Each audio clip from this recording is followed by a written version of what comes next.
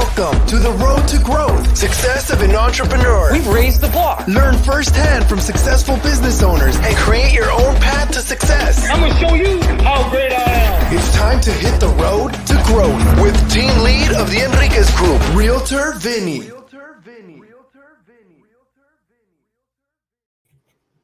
Hi, you Road to Growth listeners. Today, I have kind of a unique one. Okay, yes, he is a coach. Okay, and he is an investor though, but does a lot of raw land investing.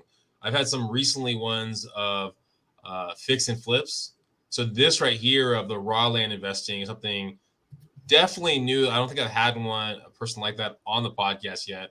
So if that's your game and that's what you want to get into, you came onto the right episode. Thank you, Brent, for being here.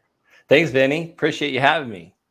So walk us through a little bit of kind of investing, I guess, in raw land and kind of what you coach your people. Yeah, it's mostly lifestyle design. We don't get into business to work 24 hours a day, 7 days a week. The thing with land is every time we do land transaction, we're paid for the next 5, 10, 20 years. Now, granted, all of them I can't seller finance, but 8 out of 10 we do. And the reason why 8 out of 10, because eventually we run out of money. So we have to flip a piece of land or wholesale it by assigning a contract. But what my perfect scenario, I couldn't say that right. I buy a piece of land at a discount and then turn around and sell it at retail and premium value and allow someone to make payments. And basically we get a down payment and then they make payments. We've done a note or a mortgage up to 30 years on some of these deals. And for instance, my land specialist, she sold about 10 parcels for us in the last probably 15 days. And each one of those parcels bring us in anywhere from $300 to $800 a month.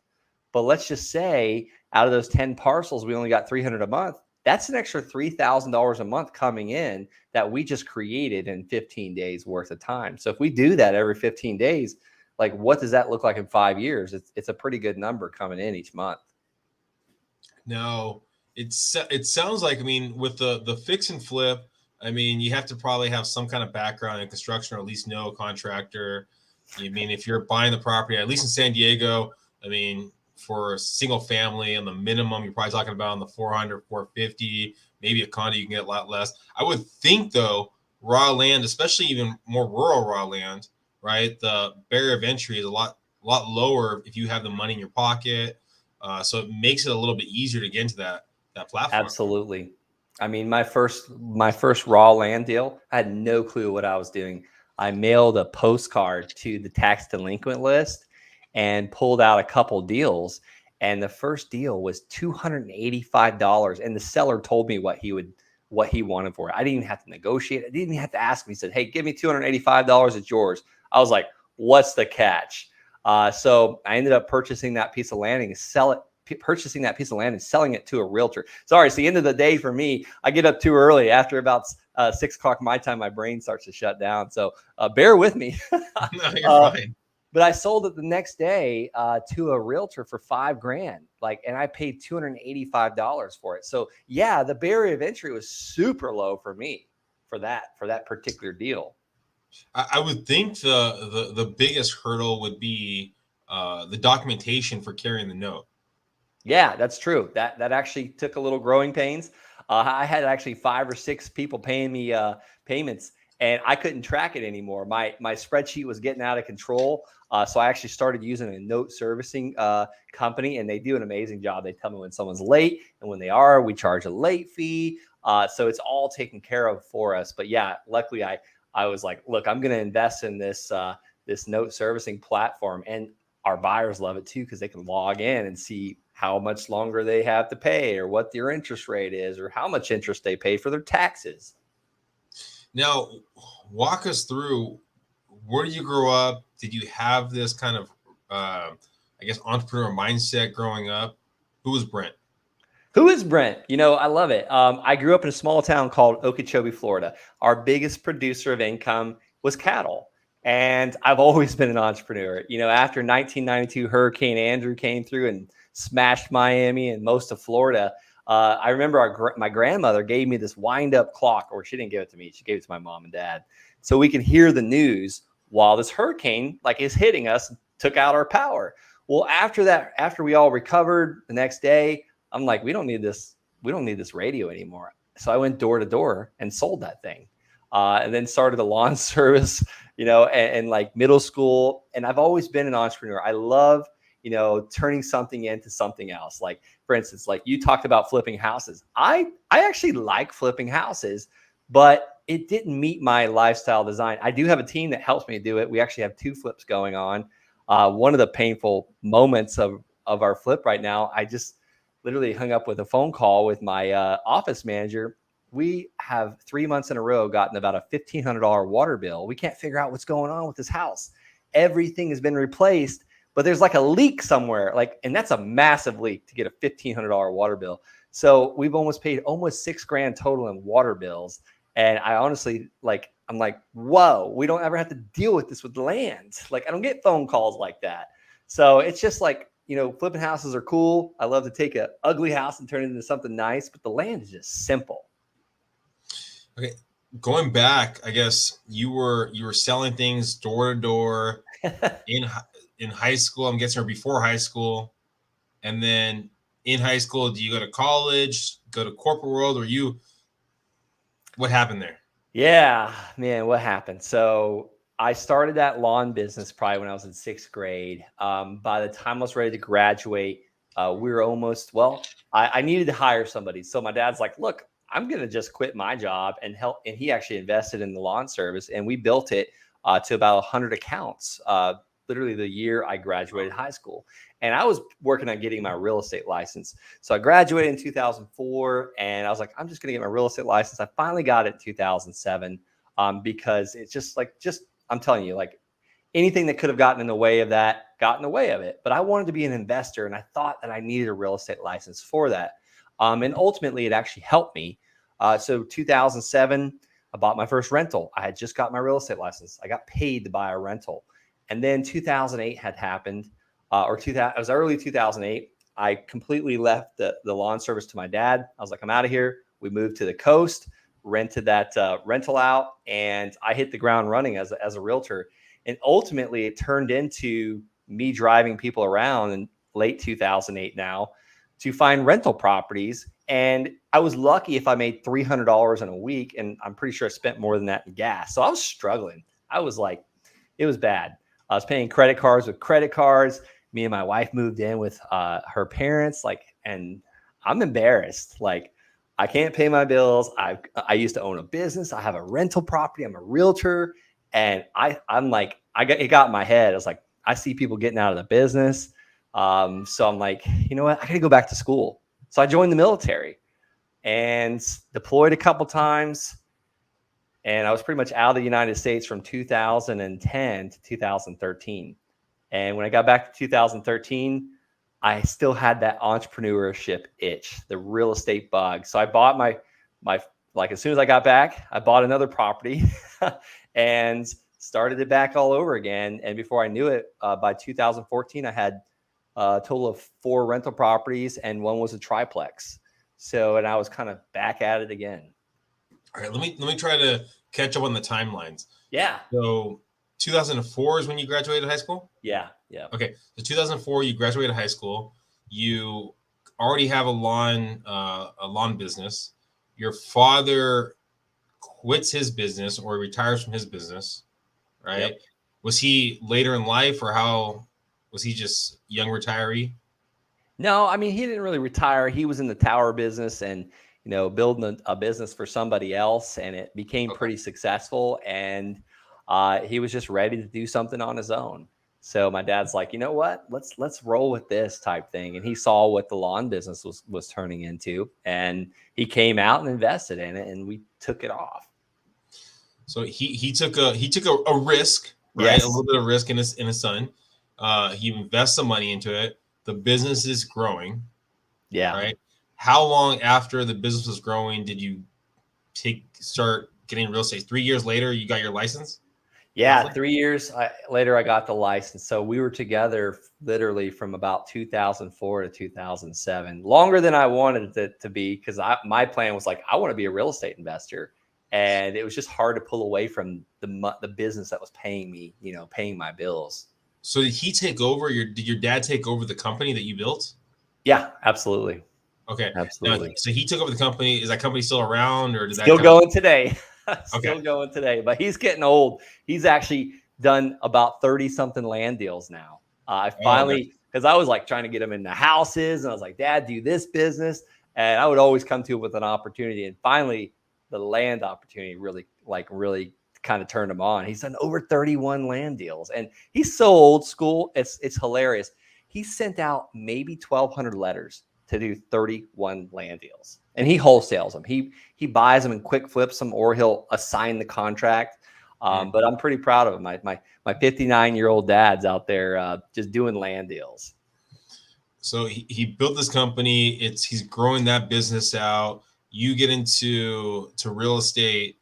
You're being somewhat of a chauffeur. I mean, at that point in time when you're doing the real estate and seeing the success that your father had with this company that you kind of built up from scratch, at least, did you have any thoughts of going back to that company instead of going to the military?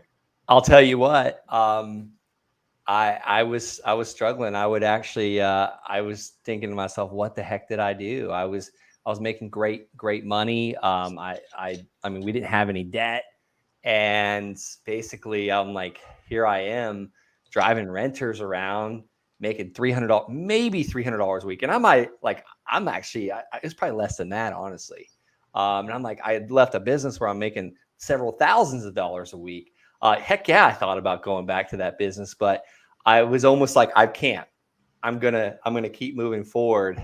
Why? And well, I think pride got in my way, because I was like, look, I can't go back home with my tail tucked between my legs. And another reason why, I'll tell you, we actually got rid of a lot of accounts. So I would have put a burden on my father as well. So, I got the bug where it's like, you know what, I'm going to go back to school, and I joined the military, and thank God I did. I got to experience so much learning, so much discipline, so much growth from it. So it all worked out really well, really, really well.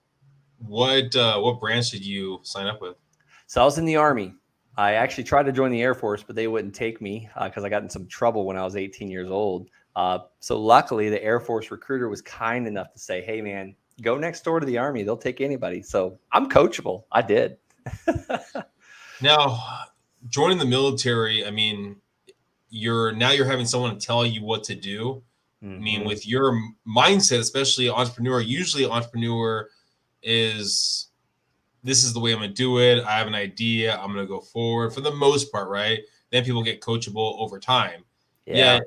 For yourself, how was that transition of signing up and now having someone telling you what to do? Man, Vinny, great question. I had to drop my pride. I had to leave it at the door, and I did. I went in as a E2 in the military, like bottom of the barrel. The only way it could have been lower is a E1. Like I'm a grown man cleaning toilets, and I'm like, man, I have a real estate license. I had a business. I have a rental property. I've done all these cool things, and here I am. So I like basic training. I mean, I wanted to cry, man. I was like, I'm nobody. I'm down at the bottom here, and I'm not trying to disrespect anybody starting out in the military, because there was someone else too. It was like, he was a cop. He was 35 years old. I know he felt like I did. Like, so I was starting over, and I knew that I had to get like back up on top pretty quickly. So it was almost like, how you got to break a wild horse. I felt like I was getting broken. But now I'm like back at it. Like I'm an entrepreneur. I'm a business owner. I'm a creator. I'm a visionary. I employ people. So, you can only keep someone down so long, and not that I don't feel like I was down, but I sucked it up. I dropped my pride. And part of it, it already had happened. I moved in with my in-laws. I couldn't afford my bills type thing. So I had pretty much already, gotten rid of the pride right before basic training anyways. But yeah, man, I forgot about those days. It was tough times mentally. I mean, when a man can't pay his bills, like, he ponders, that's for sure. And he gets very humble. So you're in the military. How long were you in the military for? I was there in the military for 8.5 years. I got out May 2018. So while you were in the military, you found someone. You got married in the. So sad story. I was deployed back-to-back deployments. My first deployment was about right at just short of about 3 days short of 1 year, and then I was home for 1 year, and then I deployed again. Well, my first wife didn't like that.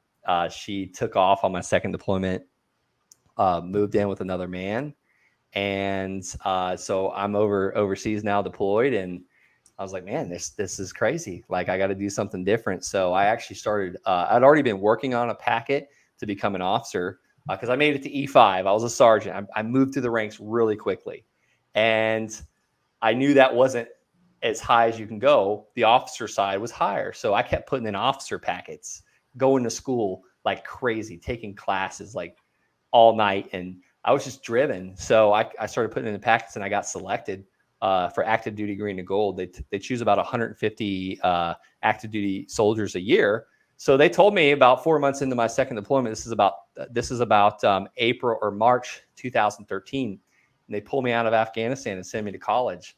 I'm now single, and that's why I was able to buy that. I bought a house right next to the college, and literally before I even knew this was a term, it's called house hacking. I rented out the rooms and was making a killing by owning this house and going to school. So the Army sent me to school for about 21 months, and I was able to be a college student. I got paid to do it, and I was investing in real estate again.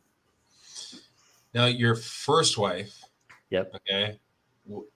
So you were married before you joined the military? Yeah, I was. And then I now have, I met, to answer your question, I met my current wife in 2000 or late 2014 while I was in college. And now we have 3 beautiful children together. And that was part of the reason why I wanted to get out of the military. So the story with that is I had to basically, before I was ready, I wanted to make sure I had built a business that was going to cover like the cost of my 3 children, diapers, housing, insurance. That's a big thing for people getting out of the military. And let me just tell anybody that's listening that's in the military, you can totally do it. So I got to about $9,000 a month in my land business, where I was getting that each month, every single month.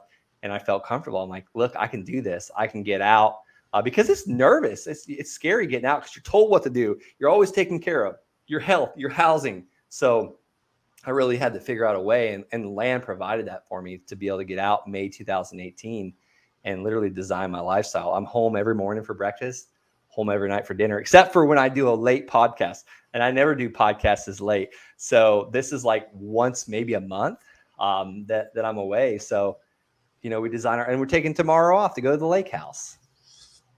Now, okay, first off, everything happens for a reason. Question, okay? And I keep on rewinding back. I know you're trying to push it forward, and I keep on going back, and I'm gonna keep going back. You're good at what you do. You're now let's say that you were in that rut. I know it's a different person when you were in that rut, and you basically had the Army as your option to go into join the military, right? That was your only option. You were married at that time. Now, if you were in that rut today, and I know it's kind of weird to kind of go back in that rut today, how would you dissect of either joining the military or finding another option to make money? I mean, because you had someone with you that was helping with the choice, right? And came to the realization that was your out right there. Yeah. Now, do you think there would be a different way of looking at if you were in that situation today? I mean, today, absolutely, 100%. I mean, for those that are probably listening to this on audio, they can't see this rhino behind me. For those that are watching this video, I'm now this rhino, man. I've got 3-inch thick skin. I charge, and I'm going to take on the torpedoes. Great book called Rhinoceros Success. But I know if I knew what I know now, back when I was 24 years old, joining the military, I would have had a whole variety of more options. Mm-hmm. But I only saw one path, and that was stop being a realtor, because I saw 30-year brokers getting out of the business in 2008, 2009. And not that the military was a bad thing. It taught me a lot. but it allowed me to get the mental capacity and, the grit and the discipline. Like I still get up sometimes at 4 a.m. and get work done before the kids wake up. So it's just, absolutely the decision would have been different today. If you took everything away from me right now, I mean, I know there's several ways that I can get started right back up again. Put me in any city and I can start up and do business again. Do you think your decision-making process is different? I mean, I've told the story before on this podcast many times. I mean, I got an opportunity to go to Afghanistan. I was in construction before I got to real estate, and I had a week to make the decision. And I was with a girlfriend at the time. I was going to be gone for a year. And I asked her opinion, but I really was kind of saying, I'm going to do this. This is my option to kind of make some money right there. Now married and that kind of stuff. And I think I'd probably weigh the decision a little more with my significant other, knowing what I know now. Do you think at that point in time when you were back then that you allowed her to kind of give a say, your ex-wife, in the decision, or was it your decision? Nope, it was my decision. And it's funny because her grandfather actually planted in that decision in my mind. Her grandfather, I really looked up to him. He was a car salesman, entrepreneur. He introduced me to Jim Rohn. He gave me the cassettes. And I transferred them over to CD to where I can listen to them in my truck going up and down the road when I was like struggling. And so he's like, look, join the military. You can retire after 20 years. You'll have a great retirement. I wish I would have done that. And he planted that seed in my mind. I was like, this is brilliant. Well, he passed away shortly after that. But if it wasn't for him, I would have never known about Jim Rohn and all these personal self-development.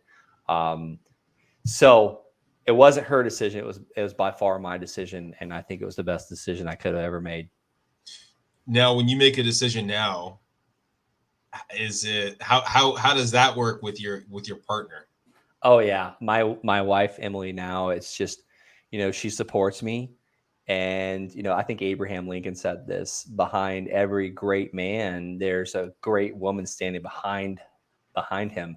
So I don't look at Emily as standing behind me. She's standing beside me. And, she's my business partner, even though she has nothing to do with real estate. She's writing a book. She takes care of our children. And she had other careers before she met me.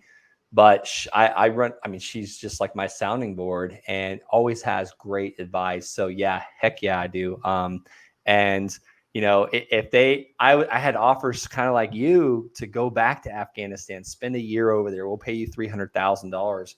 I mean, I wouldn't take $1 million to go away for a year. Like that's crazy. I could do it right here from Zoom. The world's changed. No, exactly. Yeah. What you know now. So you get your first deal from 285 or roughly, and then you sell it to a realtor. Now, after that you have to get a lot of excitement, I bet, after that first deal. Freaking crazy about it. I had already wholesaled probably 10 houses and made like 10 grand here, 8 grand here. I had, I think, 5 rentals at that time, but there was something about getting a piece of land for $285 and calling a realtor to ask her what it was worth. She told me 10 and she made me an offer for 5,000. Like that deal happened in a 4-day time span. I was lit on fire. I bought another piece of land the next week. It was a little bit inefficient. Like you actually couldn't get to the land. You had to cross state land to get to it. But I bought that one for $500 and put it on Craigslist that night. It was a Saturday night the following week. And I had a buyer for $500 down, $400 a month, literally by Sunday. And I sold that one for $5,000 too. I don't know why I kept doing it for $5,000. I was really building the proof of concept because I didn't know what I was creating. I'd never been there before. And I didn't have anybody to teach me how to do it. I just heard a guy on a podcast talking about buying land super cheap and selling it the next day. And I'm like, oh my gosh, that's brilliant. So it literally like Roger Bannister, the 4-minute mile guy, the guy that broke the record. And then after that, like multiple people ran the 4-minute mile. All I needed to know was this is possible type thing. So yeah, I was lit on fire. And I had my first $400 a month note on land deal number 2. That took care of our car payment. And I was like, I talked to my wife. I was like, let's reverse engineer this. How much is our mortgage payment? How much is our water bill? And it was only like $6,000 a month is what we were spending, which is quite a bit actually. Looking back then, newly married couple, but we were able to reverse engineer that. And by the time we hit $6K a month, we were financially free because all of our bills were covered. So you got the idea for the land dealings, right? From a podcast.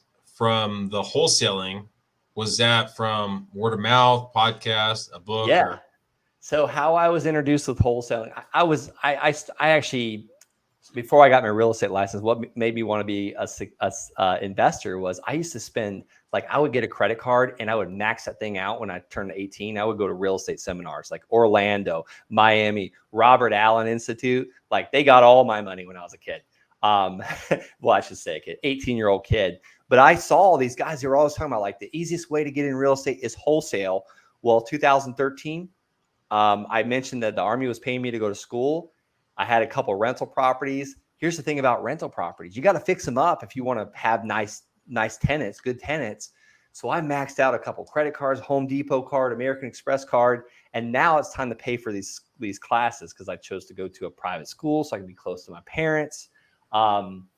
So I needed to make some money really quick. So I was like, I remembered all this stuff about wholesaling is easy, the best way to get into real estate. So I got a program called PropStream and found out that the people that were on notice of default, basically they're in Liz pendants, not paying their mortgage. And I literally went and door knocked everybody in that area and left a note on their door saying, I'll buy your house. And I ended up pulling a deal with one of those, and that turned into a second deal.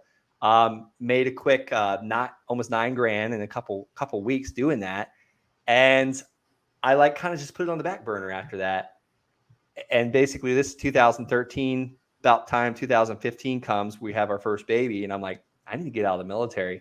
So I picked up the wholesaling again, hired a coach. His name was Tom Kroll with Wholesaling Inc. And now I've got the honor to being a Wholesaling Inc. land coach.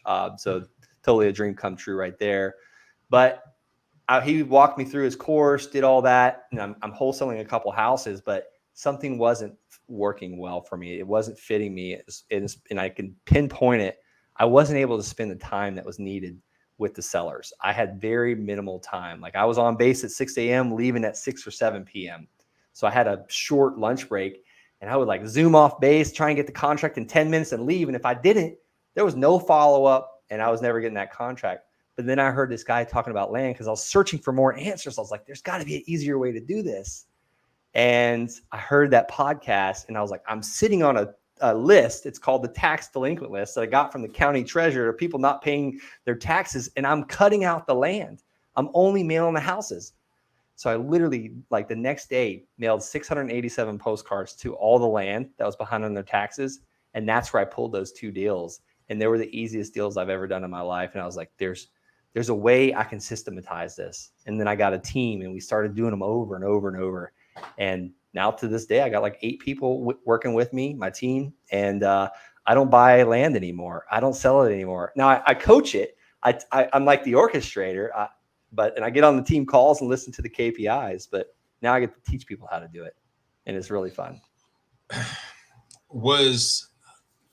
doesn't seem like, at least with the land, there's a lot that goes into it, right? Once you have the system in place, the mailers, everything like that, it's pretty straightforward, right? Yeah. What veered you into the coaching? Because that seems like there's actually more time associated with that than actually the land stuff. Yeah, it is. It actually is. Entrepreneurs, we got this thing about us. We build something over here. It's running perfect. And it's like, let's go build another thing. Like the multiple streams of income type thing. I guess the average millionaire has 6 or 7 streams of income. And, I'll tell you another thing. Tom Kroll talked me into it as well. Like, I never knew that I'd be literally, I started this. I'm not even in this not even a year and a half now. I've coached now 181 students. Wow. And they're having massive success. And I didn't realize I would like it so darn much. So I call my wife calls me a professional podcast guest because I love getting on podcasts and sharing with people. And I get these Instagram messages and people go into my YouTube channel that I just created saying, "Hey, I did a deal by listening to your Do or Die series," or whatever. So that just lights me up. And yeah, it is time consuming, but I'm only working probably from 9 a.m. to about 4 p.m. every day, Monday through Thursday, sometimes Friday. So it's not draining me because I've got an amazing team rocking and rolling. Plus I get help with the coaching side of things too. I'm all about systems and processes, but I enjoy it. What do you think has been the biggest struggle for you with basically the flipping, the coaching, whatever avenue you want to kind of pick through? The biggest struggle for me is probably just keeping up with the demand. In the military, I was signal, I was communications.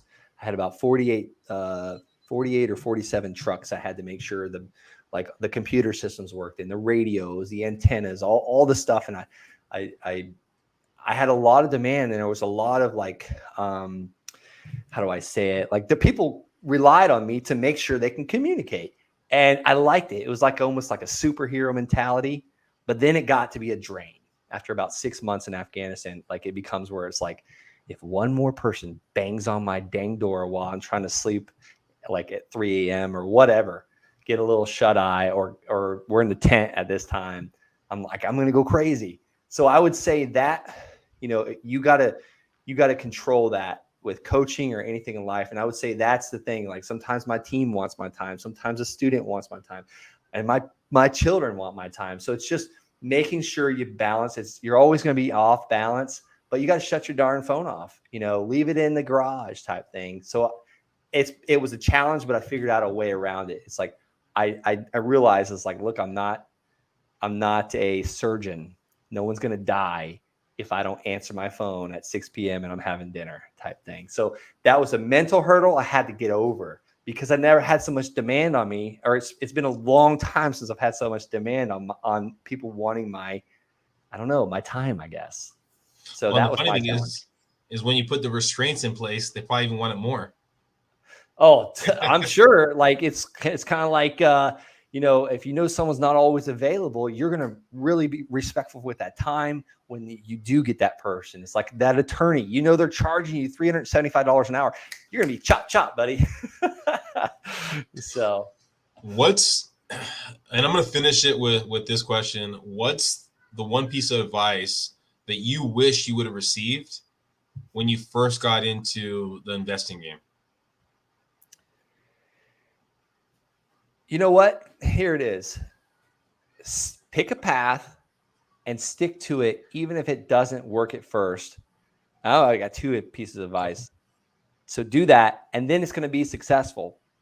And don't try it. Don't stop it once you do get the success from it. Kind of like those two wholesale deals in 2013. I didn't do another wholesale deal until 2015, 14, 15, 2 years later. Why did I stop it? I was all over the place. I was doing rentals. I was doing wholesale, and I was in college. So pick a path and stick with it, and don't stop. Very narrow. There's a reason why, plasma torches are just a there's a reason why a laser is extremely focused. Be a laser and don't stop. When it does start to work, build processes around it and keep it going. So, I think that's it could be worth millions and millions and millions of dollars to somebody if they understand what I just said.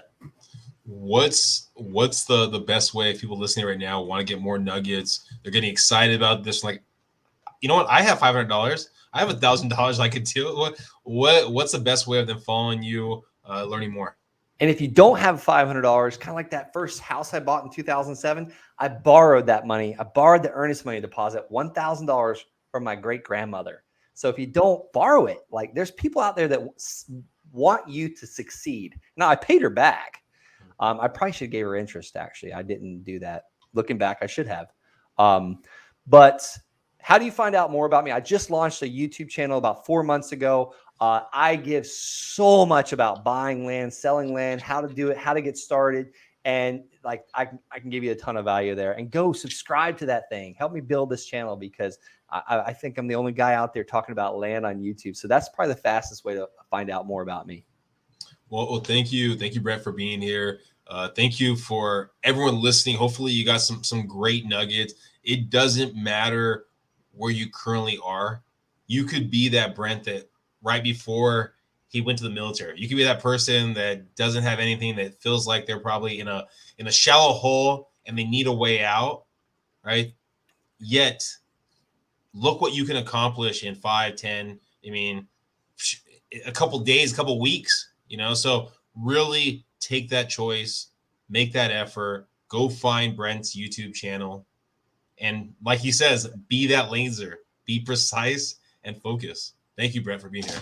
Thanks, Benny. Appreciate you having me. Such a great show you have here. Thank you. Please subscribe, please share, and tell your friends, everyone.